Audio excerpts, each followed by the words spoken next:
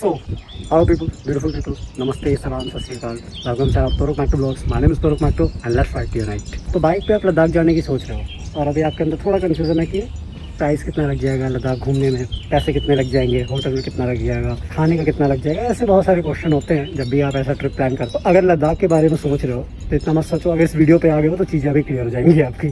थोड़ी देर तक बने रहना वीडियो पे, आपको चीज़ें समझ में आ जाएंगी, डिटेल में बता दूंगा आपको और ये भी बता दूंगा कि एटलीस्ट आप कितना पैसा लेके जाओ तो आपके लिए सफिशिएंट होगा।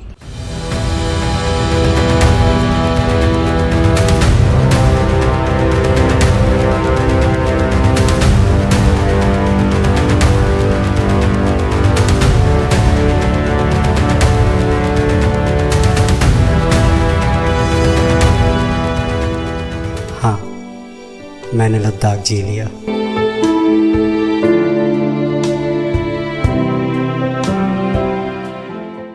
तो बिना टाइम गवाए एक एक करके चीज़ों को स्टार्ट करते हैं। मैंने अभी अपनी लद्दाख राइड कंप्लीट की है। मैं आपको बता सकता हूँ कि लद्दाख में आपको कितने पैसे लग जाएंगे, मेरे कितने पैसे लगे, किस पोर्शन में कितने पैसे लगते हैं, कहाँ पे सबसे ज़्यादा पैसे लगते हैं। तो सबसे पहले पोर्शन से स्टार्ट करते हैं। जो आप राइड से स्टार्ट करने पहले स्टार्ट करते हो वो होता है फूडिंग, मतलब आप खाने पीने में कितना पैसा खत्म कर रहे हो। तो हर दिन का अगर आप सुबह का ब्रेकफास्ट, दोपहर का लंच और शाम का डिनर और बीच में एक स्नैक्स अगर लेते हो तो अप्रॉक्सीमेटली एक दिन का लगभग 1000 रुपये 1200 रुपये पड़ जाता है। आप बहुत ज़्यादा खाते हो तो इससे ज़्यादा हो सकता है, लेकिन पर्सन लाइक मी मेरे लिए 1000 से 1200 रुपये बहुत है। तो अगर मैं डे 1 डे 2 डे 3 आपके सामने है, आप देख सकते हो फूडिंग का, तो टोटल जो है 5 दिनों का मेरा 4770 लग गया। अगर 5 दिनों का आइटनरी अगर आप बना रहे हो या फिर जैसा भी, तो आप पर डे का 1200 से 1500 रुपये मैक्सिमम रखो खाने के लिए। चीज़ों को हमेशा मैक्सिमम रखना चाहिए। 1500 रुपये एक दिन का एक पर्सन के लिए मोर देन अनफ है। फिर हम पानी की बात कर लेते हैं। खाना पानी ये वर्ड दोनों एक साथ आते हैं तो पानी की बात कर लेते हैं। एक दिन में एक इंसान 3 से 4 लीटर पानी पी जाता है और लद्दाख में आप कोशिश करो इतना पानी पी लो, क्योंकि लद्दाख में पानी पीना बहुत इंपॉर्टेंट है। बॉडी बहुत डिहाइड्रेट होती है।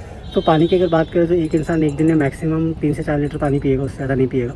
तो मैंने 4 लीटर का मान लिया। बिस्लरी की 20 की बोतल आती है तो हर दिन आपको 80 रुपये लगने वाला। That is going to be 400 और 5 डेज इन माई केस। आपके केस में हो सकता है आप ज़्यादा दिन के लिए जा रहे हो तो उस हिसाब से कैलकुलेट कर लेना। लद्दाख जब आप जाते हो ना तो एक छोटा सा खर्चा आ जाता है आपके ऊपर कि आपको रोड टैक्स देना पड़ता है, मतलब वहाँ का ग्रीन टैक्स होता है। और एक होता है आपका कि आपको परमिट लेना पड़ता है, इनर लाइन परमिट होता है। तो इनर लाइन परमिट और रोड टैक्स मिला के, जो इनर लाइन परमिट में ऑनलाइन बनता है तो 490 रुपीज़ मेरे लग गए थे। और जो रोड टैक्स था, मतलब रोड में मैंने 2 जगह टैक्स दिया, ये it is not a kind of a toll tax, it a road tax. जब आप अटल टनल को क्रॉस करते हो और जब उधर पैंगोंग लेक जाते हो 2 जगह टैक्स लगता है आपका। तो एक जगह मेरा 50 लगा था, ये 70 लगा था, तो 120 रुपये ये लगे थे। तो मेरे केस में मेरी बाइक जो 15 से 18 का एवरेज देती है, तो पहले दिन में मैंने पेट्रोल डला दिया था लगभग 3800 का। दूसरे दिन में मैंने पेट्रोल डलाया था 4000 का। तीसरे दिन में मैंने पेट्रोल डाला 2800 का। चौथे दिन में पेट्रोल डाला ही नहीं था। और 5वें दिन में 4500 का पेट्रोल पड़ा था। टोटल मेरा लगभग 15100 रुपीज़ लग गया था। तो पेट्रोल का खर्चा निकाल लेना। पहले ये देख लेना कि आपको कितना किलोमीटर चलना है। ऐसे ही आप कैलकुलेट करते हो कि टोटल कितना किलोमीटर आप चलने वाले हो। आपकी बाइक मिनिमम कितना एवरेज देती है। जैसे मेरा बाइक मैक्सिमम 18 से 20 का एवरेज देती है, तो आप ये चेक करो कि आपकी बाइक मिनिमम कितना है। तो मैं 15 का एवरेज मानता हूँ मिनिमम। और मान लो मुझे 300 किलोमीटर चलना है तो 300 डिवाइडेड बाई 15, तो एक तरीके से 20 आ जाता है। तो 20 लीटर पेट्रोल मुझे चाहिए होगा, तो 20 लीटर पेट्रोल का रेट आ जाएगा लगभग आपका 2000 रुपये। तो ऐसे कैलकुलेट कर लेते हैं पेट्रोल का रेट। बड़े खर्चों में से एक खर्चा होता है होटल। डिपेंड करता है कि आप किस लोकेशन, जैसे मनाली में आप चाहो तो 15000 के भी होटल में रुक सकते हो। सरचू में आप 1500 का भी होटल आपको मिल जाए, भाई वो बड़ी बात है। तो ये डिपेंड करता है situation to situation, location to location. Situation इसलिए कह रहा हूँ क्योंकि अगर आप रात को 10 बजे पहुँचोगे ना किसी जगह पे, तो वहाँ पे आपको होटल महंगा ही मिलेगा, क्योंकि उनको पता है कि आप होटल लोगे।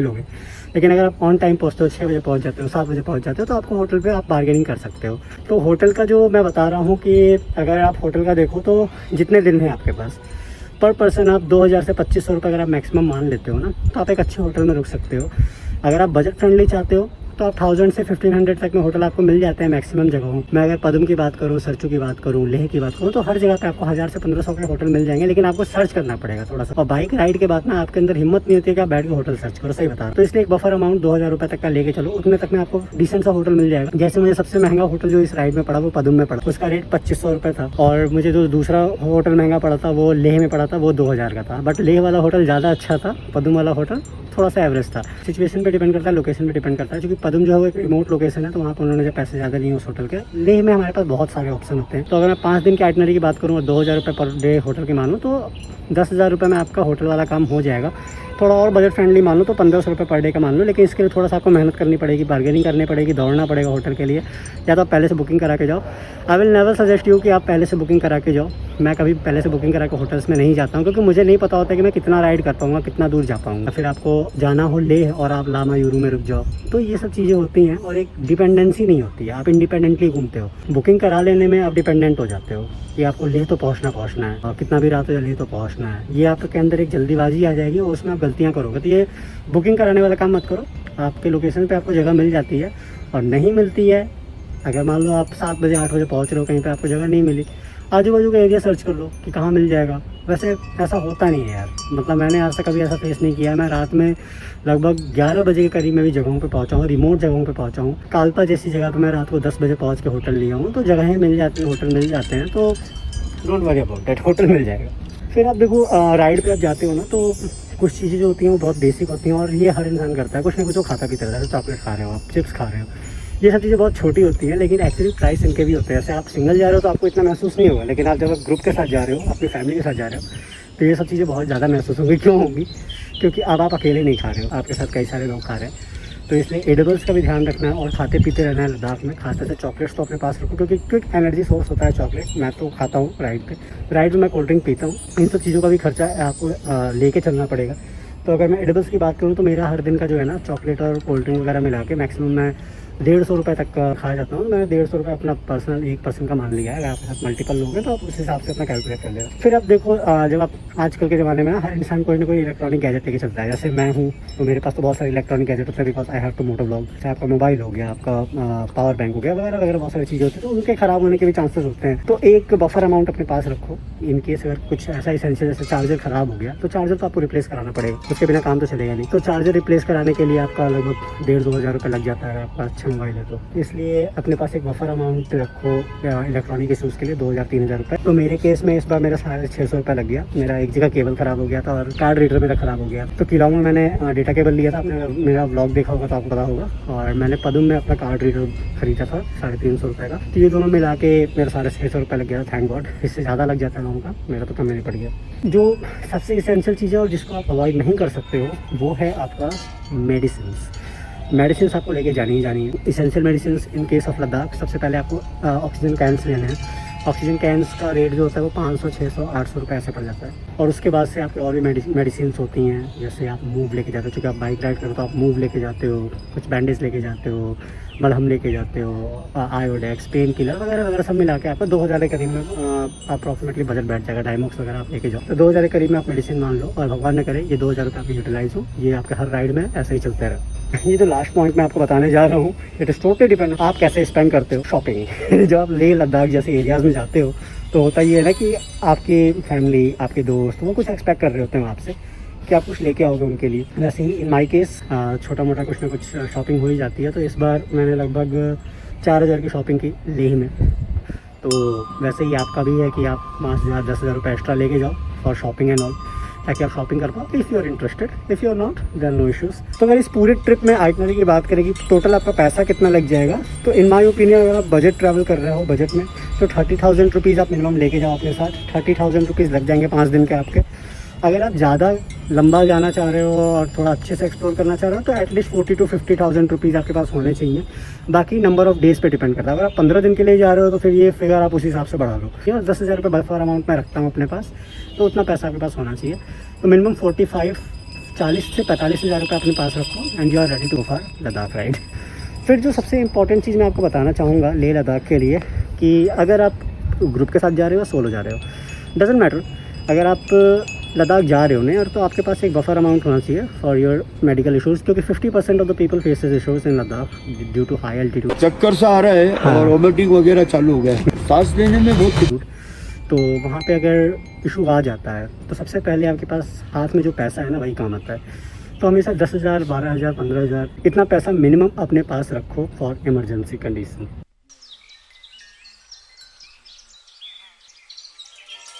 अब मैं आपको कुछ टिप देने वाला हूँ लद्दाख ट्रिप की, तो इसको बहुत ध्यान से सुनना कि जब भी आप लद्दाख जा रहे हो ना, तो थोड़ा पहले से प्रिपेयर करो। जैसे घर पे हो ना, अभी मान लो मैं दिल्ली में हूँ और मुझे 3 दिन बाद लद्दाख जाना है, तो मैं अपने आप को प्रिपेयर करता हूँ कि मैं अपना वाटर इंटेक घर से ही बढ़ाना स्टार्ट कर देता हूँ, क्योंकि अचानक से आप वाटर इंटेक नहीं बढ़ा सकते हो। लद्दाख जाते ही आप पानी पीना ज़्यादा नहीं स्टार्ट कर सकते हो, तो घर से ही वाटर इंटेक बढ़ाना स्टार्ट कर दो, टाइम पे खाना स्टार्ट कर दो।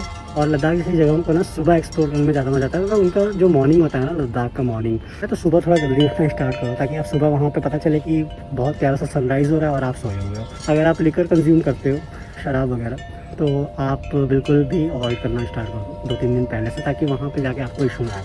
अचानक से चीज़ें इंसान नहीं कर पाता है। जब आप लद्दाख जैसे प्यारे से एरिया में जा रहे हो, तो वहाँ पे आप थोड़ा सा कचरा मत फैलाओ। मतलब आपके पास कोई प्लास्टिक, जैसे आप चॉकलेट खाए तो आपकी प्लास्टिक में जेब में डालना स्टार्ट करो। मैं अपने साथ एक छोटा डस्टबिन ले गया था इस बार, तो डस्टबिन में डालना स्टार्ट करो। आपकी कार है तो कार में अपना एक जगह बना लो, उसमें डालो। मतलब बिन बैग टाइप की चीज़ें यूज़ करो। सोलो जा रहे हो ना यार, तो सोलो जहाँ भी आपको नेटवर्क मिल रहा है, आप अपने फैमिली को, फ्रेंड को, जिसको भी है, अपनी लोकेशन शेयर करते हो आपका, क्योंकि लद्दाख में 200-200 किलोमीटर तक नेटवर्क गायब हो जाएगा। ऐसा होता है। भगवान ने करे अगर कुछ ऐसा कंडीशन आता है कि you are not able to be detected और आप नहीं मिल रहे हो किसी को, तो लोगों को एटलीस्ट आइडिया हो कि हाँ लास्ट लोकेशन यहाँ का था, तो इस एरिया में हमें उनको सर्च करना चाहिए। अगर मेरे जैसा आपका शौक है ना, मैं लद्दाख के ऐसे एरिया में गया जहाँ पे मतलब 70-80 किलोमीटर तक कोई दिख ही नहीं रहा था। तो for this kind of area आपको मतलब प्रिपेयर्ड रहना पड़ेगा। आपको अपना एरिया लोकेशन शेयर करना है, आपको अपने स्टेटस बताना है, और जहाँ पे भी आपका एड्रेस, नेम, डिटेल्स लिखवाए जाते हैं ना रोड्स पे, चेक पोस्ट पे, जेन्युइन चीज़ें दो, जेन्युइन अपना डिटेल दो। लोग बाइक का नंबर गलत लिख देते हैं, लोग मोबाइल नंबर गलत लिख देते हैं। गलत मत लिखो, जेन्युइन चीज़ें दो, क्योंकि वो आपकी सेफ्टी के लिए है। तो ऐसे ही जो चीज़ें हैं उनका प्रोटोकॉल्स को फॉलो करो, चीज़ों को ध्यान में रखो, रूल्स को फॉलो करो, लोकल्स की रिस्पेक्ट करो और वहाँ के ट्रेडिशन को एंजॉय करो।